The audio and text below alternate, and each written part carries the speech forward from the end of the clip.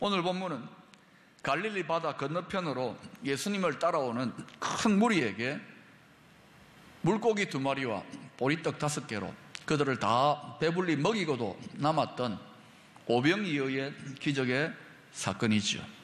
사복음서 전체에 나오고 있는 말씀입니다. 그리고 설교학 교수님들이 신학교에서 될 수 있으면 이 본문을 택하지 말라고 할 정도로 여러분이 잘 알고 있는 본문입니다. 그런데도 오늘 제가 이 본문으로 설교를 합니다. 같은 사건을 다루고 있는 다른 복음서들의 증거를 보면은 장소가 어디냐? 갈릴리 바다 건너편의 광야, 빈 들이었습니다. 시간은 날이 저물어 갈 때였습니다. 무리들의 숫자가 어느 정도 되느냐? 성인 남성만 5,000명 정도 되니까 어린아이와 여자들까지 포함하면 적어도 2만 명은 좋게 될 것입니다.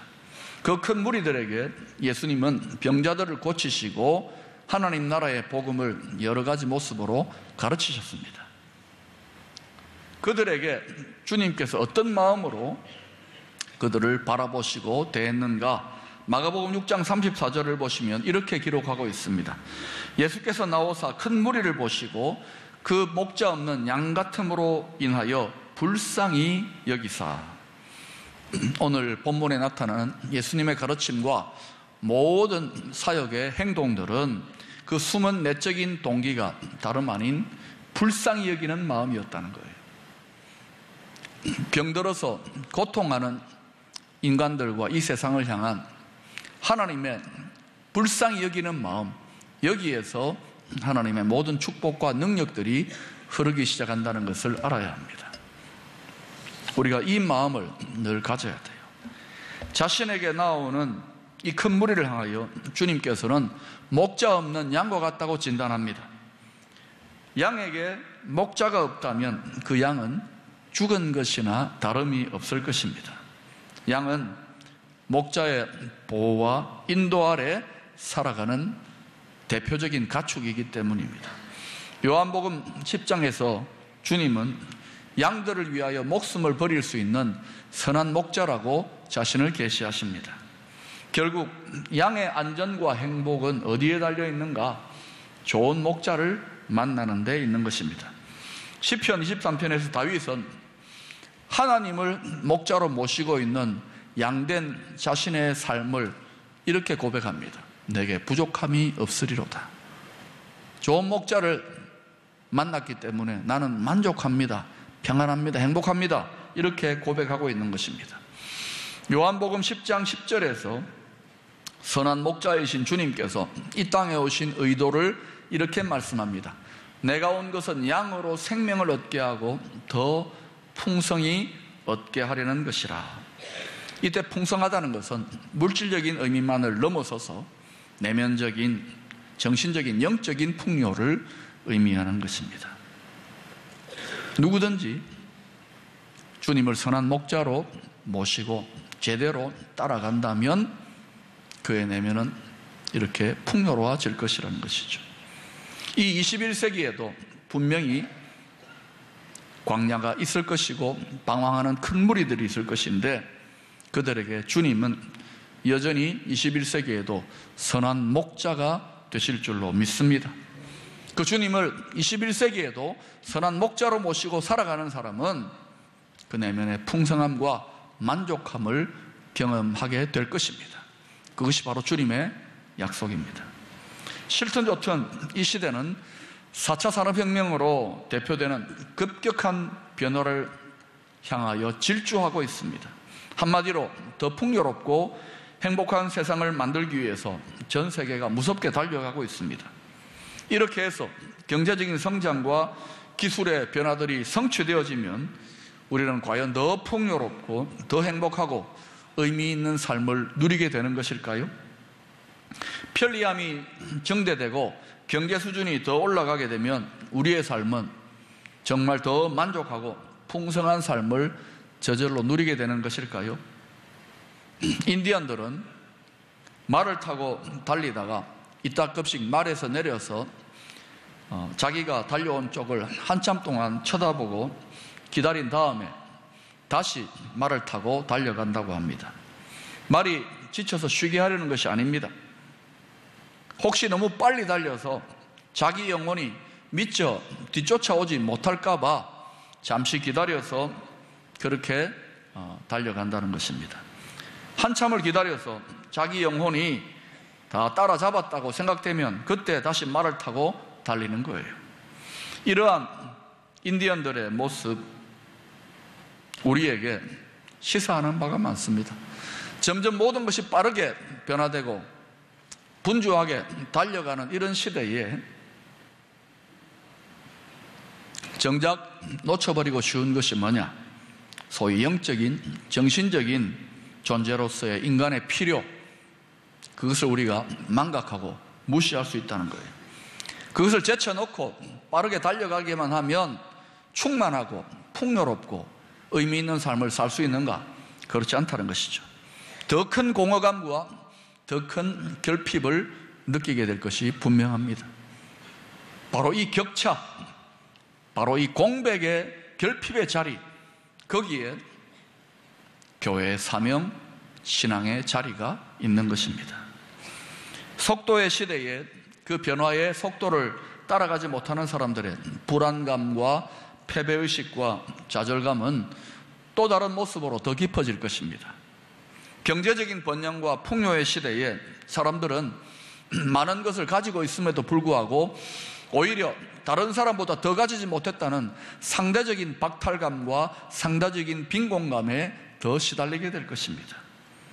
편리함과 즐거움을 가져다주는 문명의 이기들을 누리고 있음에도 불구하고 사람들은 내면적으로 공허감과 또 허전함에 시달리게 될 것입니다. 사람, 정보, 심지어 사물까지도 연결되어지는 초연결 시대를 살아가면서도 사람들끼리 따뜻한 정을 나누고 교제하는 공동체적인 삶에 굶주려 있는 초단절에 소외된 사람들이 점점 더 늘어나게 될 것입니다. 21세기에 등장하고 있는 이러한 새로운 목자 없는 큰 무리들을 과연 주님께서는 어떤 모습으로 바라보고 있을까요?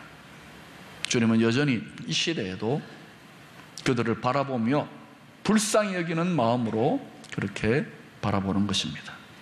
이 주님의 긍휼의 마음을 따라서 그들의 필요를 채우고 먹이실 이 시대의 축복의 통로를 찾고 계시는 줄로 믿습니다. 오늘 이 본문에서 풍성하게 공급하시는 하나님의 기적이 나타나게 된 통로는 다름 아닌 한 아이가 가지고 있는 보리떡 5개와 물고기 2마리였습니다. 이 아이가 가지고 있는 도시락에 주목을 했던 안드레 자신도 이 보잘것없는 음식으로는 이 많은 사람들을 먹일 수 없다라고 미리 그렇게 포기하고 생각했었습니다. 보리떡은 나귀에게도 먹이는 가난한 자들의 거친 음식이었습니다. 우리나라로 말한다면 개떡이라고 할 수 있습니다. 젊은 친구들은 잘 모르겠지만 연세가 좀 드신 분들은 개떡이 뭔지 아실 거예요. 돼지에게 주는 쌀겨나 보리껴 그런 것을 부드럽게 빻아가지고 떡으로 만들어내는 거예요. 맛이 없겠죠? 거칠겠죠? 우리가 그래서 이 맛없고 거친 음식, 이것을 가리켜서 우리가 인생에 대해서 불평하거나 자신의 신세를 한탄할 때 뭐라고 합니까? 에이, 개떡 같다 이러지 않습니까? 개떡이 그런 떡이에요. 오늘 본문의 보리떡이 바로 그와 같은 떡입니다.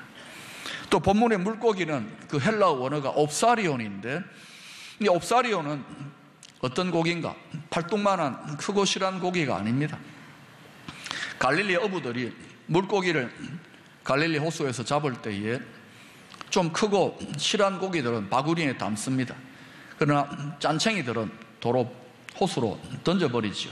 그런데 바구니에 담기에도 작고 또 호수로 도로 던지기에는 좀 큰 아주 애매모호한 크기의 그러한 물고기들이 있습니다. 이런 고기들은 그냥 가지고 호숫가로 와요. 그래가지고 그건 호숫가에 버려놓습니다. 그러면 가난한 사람들, 고아와 가부와 같은 사람들이 호숫가를 거닐면서 그 어부들이 버려놓은 물고기 옵사리온이라고 합니다. 그것을 주워가지고 소금에 절여서 먹는 거예요. 자, 광야에 2만 명이 되는 큰 무리들을 주님께서 먹이신 그 기적의 씨앗이 다름이 아니라 바로 개떡, 그리고 버려진 물고기, 이와 같은 것들이었다는 것이죠. 주님께서 이것을 통하여 2만 명 넘는 사람들을 먹이셨다. 그 자리에 함께했던 제자들이나 모든 사람들이 이 보잘것없는 음식으로 이토록 엄청난 역사가 나타날 것을 생각하거나 기대했던 사람들은 아무도 없었습니다. 그러나 오직 주님만이 보리떡과 물고기에서 가난과 결핍과 부족을 본 것이 아니라 거기에서 하나님의 풍요와 능력과 가능성을 보았던 것입니다. 베로 밀로가 쓴 생각은 결과를 낳는다는 책이 있습니다. 이 사람은 1981년부터 약 20년간 국제기아대책기구에서 일했습니다. 그러다 보니까 전 세계의 가난한 나라들을 방문하면서 도왔죠. 그래서 가난에 대해서 좀 심도 있게 깊은 연구를 했습니다. 그 내용을 책에 담았는데 자신이 연구를 통하여 얻게 된 깨달음 중에 하나가 이런 내용이었습니다. 가난은 가난의 문화의 뿌리를 두고 있는데 이는 사람들이 지니고 있는 일련의 사고방식으로서 그 사고방식은 사람들의 행동을 규정하게 되며 그 행동은 가난을 불러오게 된다. 이것을 빈곤주의라고 한다. 이 빈곤주의에 젖은 사람들은 빈곤의 안경으로 모든 것을 바라본다. 그들은 이렇게 말한다. 나는 가난해. 나는 언제나 가난할 것이고 내가 그것에 대하여 할 수 있는 일은 아무것도 없어. 이 저자는 가난의 뿌리가 단지 경제적인 문제가 아니라 사고방식, 생각의 문제라는 것입니다. 빈곤의 더 깊은 원인은 빈곤주의라고 하는 그 생각과 관점에 갇혀있기 때문이라는 것이죠. 이것을 벗어날 수 있다면 얼마든지 풍요로워질 수 있다는 주장입니다. 이 21세기라고 하는 광야에서 상대적인 결핍과 공허감에 시달리는 많은 사람들을 먹이는 하나님의 축복의 통로, 과연 누가 될 것 같습니까? 하나님은 이 시대를 먹이는 축복의 통로로 누구를 들어 쓰실 것 같습니까? 오늘 말씀해 보니까 다른 누군가가 아니라 하나님의 자녀로 먼저 택함을 받은 이 자리에 있는 저와 여러분들인 것을 암시하고 있습니다. 이런 하나님의 뜻에 대한 여러분의 생각은 어떻습니까? 목사님, 내 인생을 하나 감당하기에도 벅차고 버거운데 참 개떡 같은 인생인데 축복의 통로라고요? 나를 채워달라고 늘 기도하기에 급급한데 다른 사람들을 먹이는 축복의 통로라고요? 이렇게 생각하는 분은 없습니까? 옵사리온처럼 인생의 바닷가에 버려진 존재처럼, 그래서 하나님의 위로라도 받아보려고 예배도 드리고 교회로 나오는데 내가 다른 사람들을 먹인다고요? 이렇게 생각하는 분은 없습니까? 혹시 스스로를 자신에 대하여 이런 가난의 의식, 결핍의식이라는 생각에 담장 안에 가두어 놓고 있지는 않습니까? 믿음이라는 것이 무엇입니까? 내 안에 있는 가난과 결핍에 주목하는 것이 아닙니다. 믿음은 하나님의 풍요, 하나님의 부요하심에 주목하시는 것입니다. 우리가 아무리 많은 것들을 가지고 있다 하더라도 인간은 결국 공허하고 허전해지는 결핍을 느끼는 존재입니다. 하나님 그렇게 창조하셨어요. 하나님만으로 충만하게 채워지고 만족하게 되는 존재이기 때문입니다. 솔로몬 왕이 모든 것을 다 맛보고 누렸는데도 불구하고, 그 손에 금은 보화가 들려 있었는데도 불구하고 자신의 삶을 헛되고 헛되다라고 그렇게 고백하지 않습니까? 믿음은 내 안에 어떤 가능성과 내 안의 것을 보는 것이 아닙니다. 우리 안을 자꾸 들여다보면 허전하고 부족함만 느끼게 됩니다. 풍요로우신 하나님을 바라보는 것입니다. 그때 비로소 나를 가두고 있는 가난의식은 떠나가고 하나님의 풍요의식이 우리 마음을 지배하기 시작하는 것입니다. 그때 비로소 우리는 내적으로 풍요로워져서 하나님의 풍요를 흘려보내는 통로가 될 수 있는 것입니다. 사도 베드로와 요한은 가진 것이 없는 가난한 사람들이었지만 하나님에 대한 믿음에 부여하여져서 성전문에 앉아있는 안전뱅이를 일으켜 세웠습니다. 사도행전 3장 6절에서 그들이 안전뱅이를 일으킬 때 이렇게 선포했습니다. 은과 금은 내게 없거니와 내게 있는 이것을 내게 주노니 나사렛 예수 그리스도 이름으로 일어나 걸어라 하고, 이들은 자신에게 부족한 것, 없는 것에 주목하지 않았습니다. 이들은 살아계신 예수 그리스도의 능력이 자기 안에 있는 것을 믿고 거기에 주목했습니다. 불과 얼마 전까지 이들은 예수님 십자가에 못 박혀 죽고 예수님 없어졌다, 모든 것이 끝장났다, 가장 영적으로 내면적으로 가난한 자가 되었습니다. 그때 이들은 하나님의 축복과 능력의 통로가 될 수 없었습니다.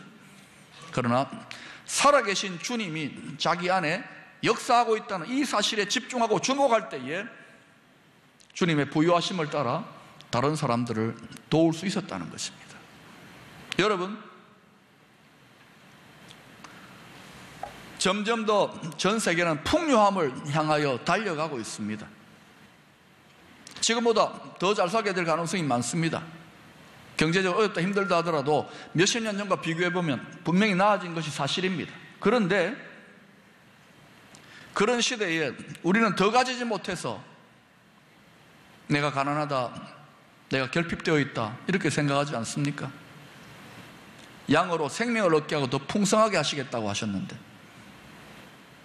왜 교회가 이와 같은 풍요의 시대에 시대를 잘 먹이지 못하는 것일까요? 그것은 저나 여러분 또 교회 성도들, 교회가 영적으로 또 믿음에 있어서 부유하지 못하고 영적인 가난뱅이가 되어버렸기 때문 아닐까요? 누가 다른 사람을 돕고 다른 사람들을 축복할 수 있습니까? 경제적으로 부유한 사람이 꼭 되어야 되는 것만은 아닙니다. 내면적으로 풍성하고 믿음에 부유한 사람이 능히 도울 수 있고 다른 자들을 축복할 수 있는 것입니다. 믿음에 부유한 자가 될 수 있기를 축원합니다. 그러기 위하여 부유하신 하나님께 집중할 수 있기를 축원합니다. 사랑하는 여러분, 내가 나를 어떻게 생각하는가 보다 더 중요한 것은 하나님이 나를 어떻게 바라보고 어떻게 생각하느냐가 더 중요한 것입니다. 저를 포함해서 우리들은 많은 분들이 자신을 버려진 물고기 마냥, 개떡 마냥 그렇게 자기를 생각하는 것, 하나님 아버지의 우리를 바라보시는 시선과는 다른 것입니다. 지금 내 손에 무엇이 얼마나 있는가 보다 더 중요한 것은 내가 누구의 손에 들려져 있는가 하는 것입니다. 내 인생이 내 생각에만 묶여 있다면, 나 자신의 손에만 달려 있다면 나 하나의 문제를 해결하기에도 급급하고 부족한 빈곤한, 내적으로 빈곤한 인생이 되고 말 것입니다. 그러나 우리의 삶이 풍요로우신 주님의 손에 들려질 수만 있다면 나 하나를 먹이는 것을 넘어서서 이 시대를 먹이고 풍요롭게 할 수 있는 복된 인생, 충만한 인생이 될 수 있을 줄로 믿습니다. 창세기 12장에서 하나님은 아브라함에게 본토 친척 아비집을 떠나 내가 내게 지시할 땅으로 가라고 합니다. 그리고 그렇게 하면 내가 너를 복의 근원으로 삼겠다고 약속하십니다. 다시 말하면 아브라함에게 너 인생을 나의 손에 맡길 수 있다면 내가 너를 축복의 통로로 쓰시겠다는 약속인 것입니다. 사랑하는 여러분, 교회 역사를 한번 살펴보십시오. 어느 시대에나 그 시대를 먹이고 풍성하게 했던 축복의 통로로 쓰임받았던 사람들이 있습니다. 그들은 다 한결같이 자신의 인생을 하나님의 손에 맡겼던 헌신의 사람들이었습니다. 자기를 가두고 있는 생각의 담장을 뛰어넘어 나아갔던 헌신의 사람들을 통해서 그 시대에 필요한 하나님의 능력과 축복이 흘러갔던 것입니다. 우리가 하나님의 풍요하심과 하나님의 부유하심에 동참하는 가장 지혜로운 길은 더 달라고, 더 움켜쥐려고 더 때를 쓰는 것이 아닙니다. 그렇게 할수록 우리는 영적인 불만족과 영적인 결핍과 빈곤에 더 빠져들어가게 될 것입니다. 생각을 바꾸십시오. 부유하신 하나님의 축복에 동참하는 길은 광야와 같은 이 세상에 나를, 이 세상을 먹이는, 이 세상의 결핍을 채우는 하나님의 축복의 통로로 사용하여 달라고 나 자신을 맡기게 될 때에 우리는 비로소 하나님의 은혜 안에 풍요로워지고 또 부유해질 것입니다. 이 지혜의 길을 택할 수 있기를 축원합니다. 이 비밀을 잘 알았던 어거스틴은 이렇게 말합니다.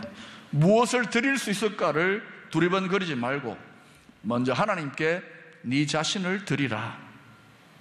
하나님은 언제나 이와 같이 헌신되어서 드려진 인생들을 붙들어서 그 시대를 먹이는 축복의 통로로 쓰셨다는 것을 기억하십시오. 일제강점기 일본 도쿄에서 태어난 한 남자가 있었습니다. 어릴 때부터 뼈저린 가난 속에서 살아야만 했습니다. 광복 후에 조국으로 돌아와서도 고구마 장사, 가게 점원 등등으로 겨우겨우 연명하는 삶을 살았습니다.